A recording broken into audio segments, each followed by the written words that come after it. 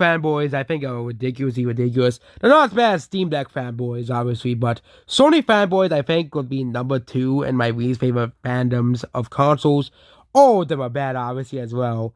You know, yeah, Nintendo has some egregiously bad fans as well, especially in Nintendo nostalgia tards. Yes, we're calling you guys out too. The people who can't accept Donkey Kong's new design, the people who get upset that Star Fox 64 hasn't gotten a quote unquote proper sequel because there's on-foot sections in Star Fox Assault, or people who can't accept the fact that Nintendo wants to change Paper Mario as well. Those types of people. And yeah, I played Bowser Door. I like Bowser Door, but I gave Origami King a chance as well. I didn't play Color Splash, but Color Splash seemed like Sicker Style 2.0. But Origami King I thought was a very good game, and I played through it.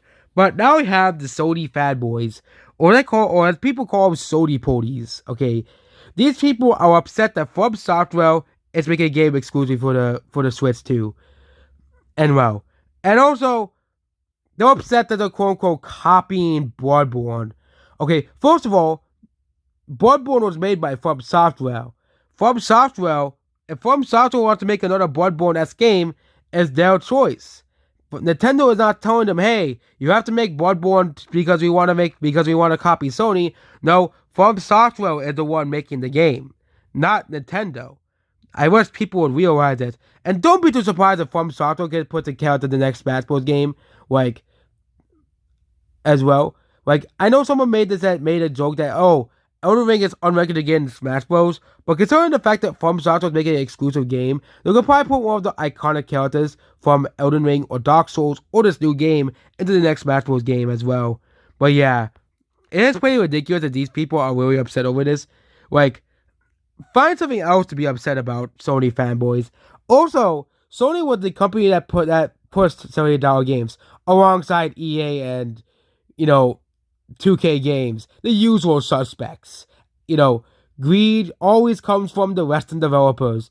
I'm actually surprised that EA wasn't the one pushing for $80 games. But don't be too surprised if EA makes the next FIFA for $80 after the summer at God's place. Don't be too surprised, because EA is basically ran by Mr. Krabs at this point. Kind of like how Nintendo's ran by Wario himself. Okay, as well. Yeah, I'm using Wario because Wario is kind of like the greedy character of Nintendo. Wario's obsessed with... I actually wouldn't be surprised if Wario pays... And realistically, you have to pay a lot of money for Wario's micro games because Wario is greedy. Yeah, Wario is obsessed with money. That's his, number one thing in life as well. Yeah. Yeah, Wario also had a perfectly good girlfriend, but he sacrificed all that to make a company. And yeah, Wario's company is successful, but he sacrificed all that for greed. Just like Mr. Krabs as well. If you figure out Wario and Mr. Krabs make pretty good business partners because the whole goal is money as well. And also get forward money back from Spyro as well.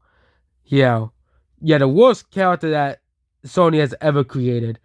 Actually, Moneybags would be in charge of Sony. Moneybags from Spyro. Oh wait, Microsoft actually owns Moneybags now. So wouldn't Microsoft be owned by Money? Okay, Moneybags is in charge of Sony then. But yep, that's what this video here. And these people are really just upset over this. I always Sony fanboys would be upset over From Software playing games on the Switch as well. Maybe if Sony didn't... I think they want to make a Bloodborne sequel or Bloodborne remake, but Sony can't make it without From Software. I think that's why we haven't really seen anything from Bloodborne.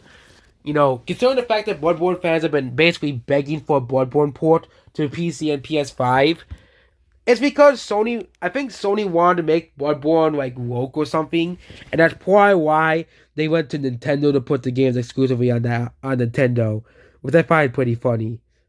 And that's what this video here. Goodbye.